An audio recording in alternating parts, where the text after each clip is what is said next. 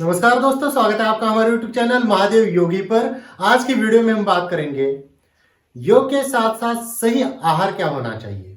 और ये बहुत ही महत्वपूर्ण है, क्योंकि अगर आप सोचते हैं कि आपने योगाभ्यास शुरू किया है और अगर आप कुछ भी खाएंगे, कुछ भी पिएंगे, कभी भी सोएंगे, आपकी दिनचर्या सही नहीं होगी, आपका आहार विहार सही नहीं होगा और आपको लाभ हो जाएगा उस योगाभ्यास का, तो ये बहुत ही गलत सोच है। क्योंकि अगर आपका आहार विहार सही नहीं है, अगर आप योगाभ्यास भी करते हैं तो किंचित भी लाभ नहीं होगा, बल्कि बहुत सारे विविध प्रकार की समस्याएं, विविध प्रकार के रोग आपके शरीर के अंदर आ जाएंगे। इसलिए आहार और विहार सही होना अत्यंत आवश्यक है, तभी योग का जो है पूर्ण लाभ आप उठा पाएंगे। योग के अनुसार अगर हम देखते हैं तो 3 प्रकार के आहार बताए गए हैं: सात्विक, राजसिक और तामसिक। योग साधकों के लिए सात्विक आहार ही लेना आवश्यक होता है, उनके लिए राजसिक और तामसिक आहार लेना वर्जित है। अगर मैं तामसिक आहार की बात करूं, जिसमें नॉनवेज, जो कि बिल्कुल भी खाना अलाउड नहीं है, बहुत ज़्यादा तले भुने चटपटे पदार्थ, सभी प्रकार के मद्य, सभी प्रकार के नशीले पदार्थ, ये सारी चीज़ें जो है वह तामसिक आहार में आती है। और इस प्रकार का आहार पूर्णतः योग साधकों के लिए वर्जित है, क्योंकि कहते हैं ना कि जैसा खावे अन्न वैसा होवे मन। तामसिक आहार खाने से, मांस मच्छी मदिरा का सेवन करने से हमारा मन भी पशुवत हो जाता है, क्रूर हो जाता है। इसलिए योग साधकों के लिए तामसिक आहार पूर्णतः निषिद्ध है, वर्जित है।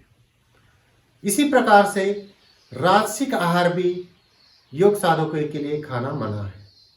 राजसिक आहार में भी सभी प्रकार की मिठाइयाँ, मसाले वाले चटपटे पदार्थ, अगर मैं सिंपल भाषा में आपको बोलूँ तो जीभ को स्वाद देने वाले चटपटे जितने भी पदार्थ हैं, वह सारे पदार्थ आपके राजसिक आहार में आते हैं। इस प्रकार का आहार भी योग साधकों को नहीं लेना चाहिए।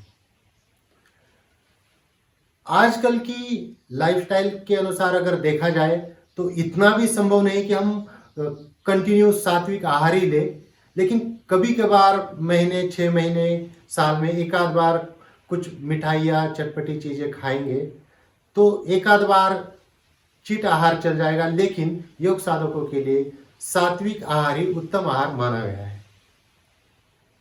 सात्विक आहार के अंदर आपके सभी प्रकार के फल आते हैं और योग साधकों के लिए तो सभी प्रकार के फल बहुत ही लाभदायक और उपयोगी होते हैं।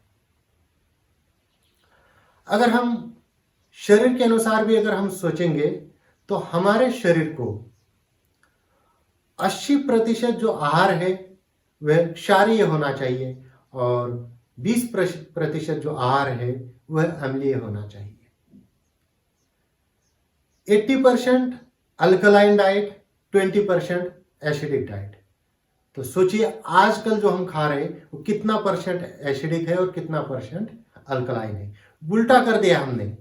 आजकल का हमारा खाना हो रहा है 20% अल्कलाइन और 80% एसिडिक, जो कि बहुत ही खराब है, क्योंकि हमारे शरीर का जो खून है उसका क्षारीय गुण है। क्षारीय आहार जितना खाएंगे उतना ही हमारा शरीर स्वस्थ रहेगा, निरोगी रहेगा, बीमारियां नहीं होंगी, हम दीर्घजीवी हो जाएंगे। इसलिए सभी प्रकार के फल जो है वह ज्यादातर फल क्षारीय होते, अल्कलाइन प्रॉपर्टी वाले होते, वो सभी प्रकार के फल हमें खाने चाहिए। हरी साग सब्जियां खानी चाहिए, सैलेड खाना चाहिए, गाजर, टमाटर, इस प्रकार की चीजें खानी चाहिए जो अल्कलाइन प्रॉपर्टी वाली होती है। अनाज जितना हो सके उतना कम खाना चाहिए।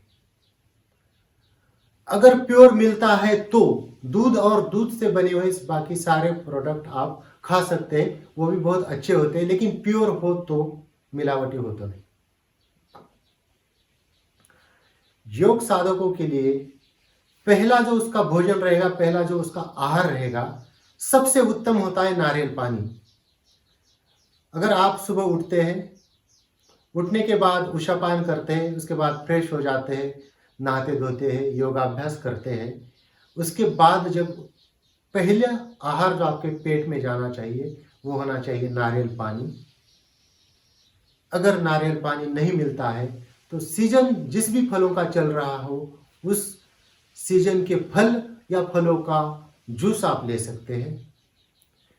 नींबू पानी पीना चाहिए, शहद लेना चाहिए।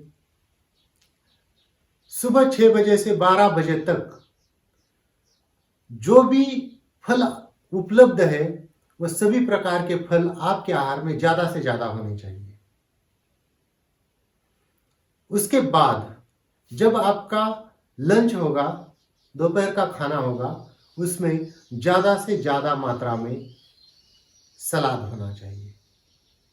जो भी सीजन चल रहा हो उस समय जो भी उपलब्ध हो, गाजर, खीरा, टमाटर, चुकंदर, अलग अलग प्रकार के साग सब्जियां, मूली, ऐसी चीजें ज्यादा मात्रा में आपके आहार में होनी चाहिए। अनकुक्ड चीजें ज्यादा आपके आहार में होनी चाहिए। फिर उसके साथ आप सात्विक भोजन ले सकते, सिंपल सी ज्वार की, बाजरे की रोटी, मक्के की रोटी या गेहूं की रोटी। जितना कम खाएंगे उतना ज़्यादा सही रहेगा।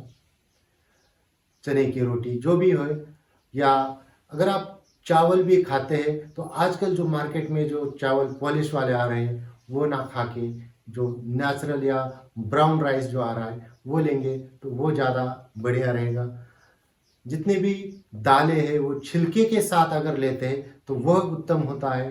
वो दालें आपको छिलके के साथ लेनी चाहिए और इनकी मात्रा में भी ज़्यादा नहीं होनी चाहिए।